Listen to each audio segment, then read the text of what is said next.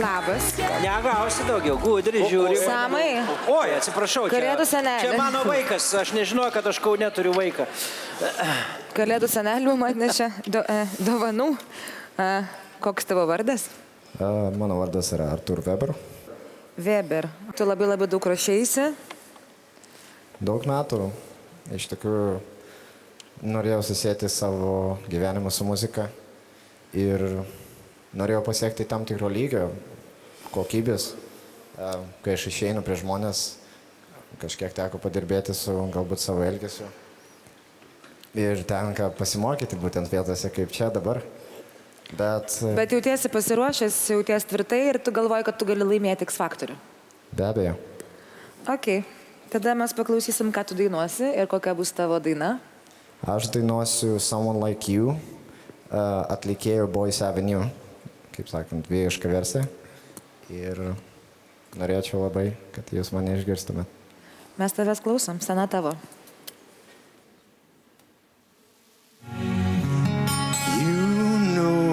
How the time flies, only yesterday was the time of our lives. We were born and raised in a summer haze, bound by the surprise of our glory days. I had to turn up out of the blue uninvited, but I couldn't stay away, I couldn't fight it. I hope you see my face and that you be reminded that for me it isn't over. Never mind, I'll find someone like you. I wish nothing but the best for you. Don't forget me, I'm beg. I remember you said sometimes it lasts in love, but sometimes it hurts instead. Whoa, never mind, I'll find someone like you. I wish nothing but the best for you too. Don't forget me, I beg. I remember you said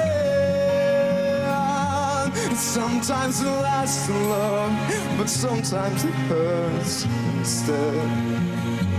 Sometimes it lasts in love, but sometimes it hurts instead. Hey, never mind, I'll find someone like you.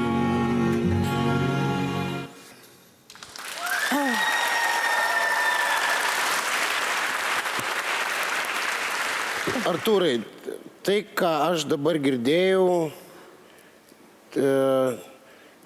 tai yra grimas. Tai yra kaukė, tai yra apgavystė, tai yra priedanga, tai yra gudravimas. Tai yra daug netikrų dalykų, kurie iš esmės pridengia vieną. Kad iš esmės arba tu negali dainuoti šitos dainos, arba tu neturi pakankamai vokalinių duomenų dainuoti bet kurios dainos, kuri yra daugiau negu 4 natos. Tai toks man įspūdis susidarė. Sauliau? Yra ir kitas dalykas, tarkim, kurio aš neturiu. Tarkim, aš esu plevėsa, vėjavaikis ir aš pats tai žinau, bet tu turi kitą dalyką, tarkim, kurio aš šiek tiek pavydėčiau. Tu turi tam tikrą energiją, kuri leidžia tave suprasti kaip rimtą žmogų, kuri leidžia į tave kreiptis kaip į rimtą žmogų, reikalaut iš tavęs darbo kaip iš rimto žmogaus ir tikėtis iš tavęs rezultatų kaip iš tikro žmogaus. Šitas daiktas, aš tikrai sutinku su Marijonu, ką jisai kalbėjo. Tu esi kažkoks tai driežiukas, kaip turi būti, suki reikalus savo linkme ir tai man nepatinka, bet aš vis dėlto kažkodėl įžiūriu tokį dalyką, kad aš tikrai galėčiau su tavim viens ant vieno pasišnekėti apie reikalus. Tiek. Aš kažkodėl tavim patikėjau Į tavo akį žiūrėdama, nes tavo akis blizga, tu man atrodai nuoširdus ir man atrodo, kad kažką galima su tavim padaryti. Tai nežinau, tai ką darom. Nu tai verdiktas turi būti. Aš dar norėčiau tave pačiupinėti rimčiau. Panas. Kas čia prisreiškimas dabar? Ne tą turėjau omeny. Aš turėjau pasakyti tai, kad norėčiau tikrai pažiūrėti, ar galima tave tikrai pamatyti, ką tu gali ir eiti toliau. Todėl aš tau dar sakau taip. Sauliau.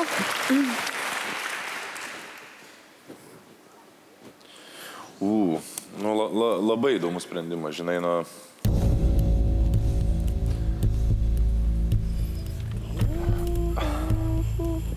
Tegul bus taip.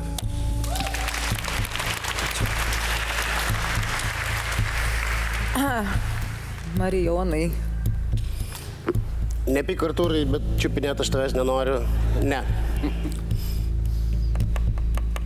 O galima jums sudainuoti dar vieną mano... Ne. O tau neįdomu, ką aš pasakysiu? Gal įdomu, ką jūs pasakysit. Nes dabar nuo mano balso priklauso, ar tu eini į kitą etapą.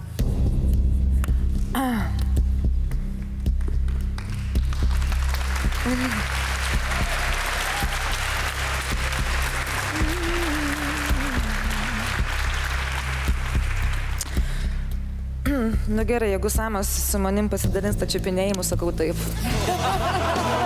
Ačiū. Tai esi kitame etape.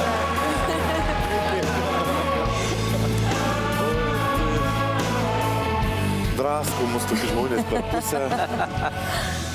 Viskas gerai. Eini į kitą etapą. Su to aš tave ir sveikinu. Puiku, pasimatysim dar. Ačiū. Tai labai gera situacija, ko gero geriausia, kokią galėjo vykti.